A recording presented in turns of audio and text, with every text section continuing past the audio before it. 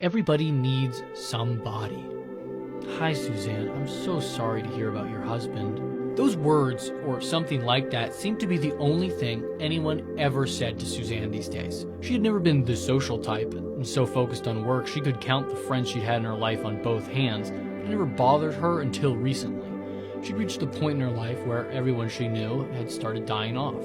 Her friends first, now her husband, and for whatever reason, Suzanne kept living. Maybe it was because she never stopped working.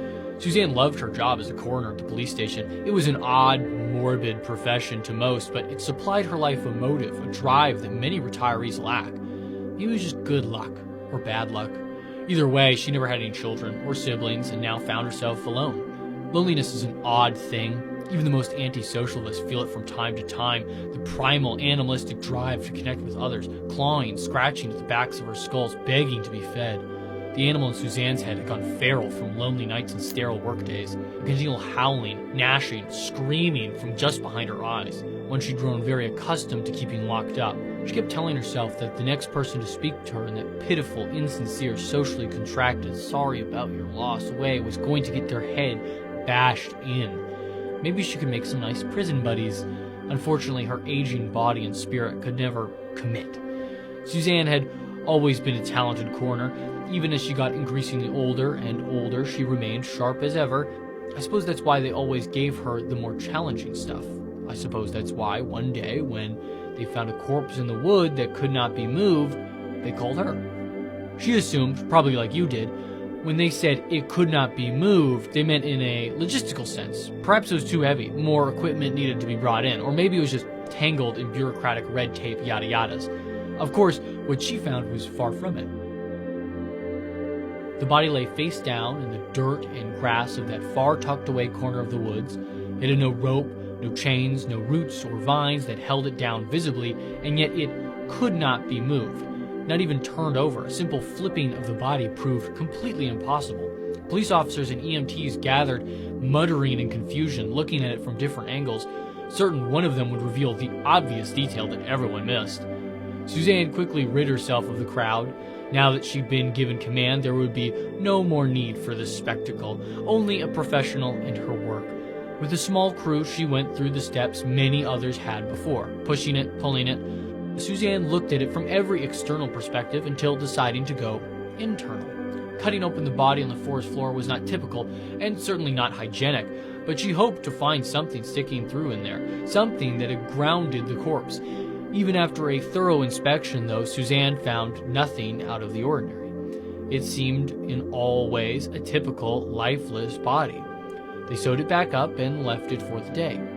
Over the next few days, people talked constantly about the body. Suzanne's team was always gossiping with others about how bizarre the situation was in their personal theories. No one seemed very interested in Suzanne's take, though, and she never felt like pushing herself in. Suzanne did find herself with many thoughts of the corpse, even if she didn't share them. She wondered constantly on its origins and what made it the way it was. The more she thought of it, the more she wanted to inspect it, and the more time she spent alone in the woods, examining the corpse. It was the closest thing she had to a hobby, trying to solve this puzzle. Maybe it wasn't a puzzle at all. Maybe it was some strange magic. The longer she spent with it, the more it seemed like it must be a twisted miracle, this corpse that could not be moved. His short brown hair, his dirtied suit, he was average height and in all ways not particularly noticeable. The kind of person people could walk by all the time without thinking of. The kind of person whom nobody comes to claim when they die. Soon, Suzanne's question shifted from how to why. She began drawing him almost daily at this point. She'd slowly walk into the forest, sit on the log near his body, and draw him. It had been so long since she had done any drawing. Her old hands lacked the grace to represent the ideas in her head. She imagined his face, a plain, lonely face. He was alone in a lonely world. He knew many people and talked with others often, and yet he was alone. His work was isolating, the air of faux socialization that surrounded it, tortured by how close it was to comfort. Nobody knew it, but he loved the woods. He loved the sound of birds. He liked to go out on his days off and watch bugs crawl in the trees. He wanted to take someone one day. He always promised himself he would. Now that would never happen. Suzanne imagined this life and day by day tried to draw it in his eyes, in his stance. and the corpse that could never be moved. People began to notice a lack of progress. Her team wondered why they rarely went with her, and when they did, so little was actually accomplished. Suzanne didn't care. After so many years of diligent work, she was only noticed for her failures, a hypocrisy that allowed her to easily dismiss them all. She spent lunch breaks and weekends and moments she could steal from work, making drawing after drawing. She began to talk to him. He never talked back, but still their conversations were a nice way to release her feelings. They talked about love, about how Suzanne had found it when she was young, about how sweet it was, how overpowering and wonderful and terrifying it was, how it feels for the first time in your life to hold something in your heart that is so much greater than you. That feeling when you understand all the stories and all the songs and you're ready to give it all for another. They talked about age, how the years move faster and faster, how you never realize what you've had till it's gone, how you cling and scrape at it but it all goes away. How love ages, those feelings fade, perhaps not fade, maybe you just get used to it, can live with it. You better understand how to manage the terror and wonder, and it can no longer overpower you. How sad it is to lose the fire, how nice it is to settle in with someone dear, someone who understands you, someone who needs you, who you need, what it's like to lose that, what it's like to realize all of it too late. They talked about being lonely. Suzanne had read once that most people are afraid of public speaking, even more than death. She never checked if this was really true, but it always made her think.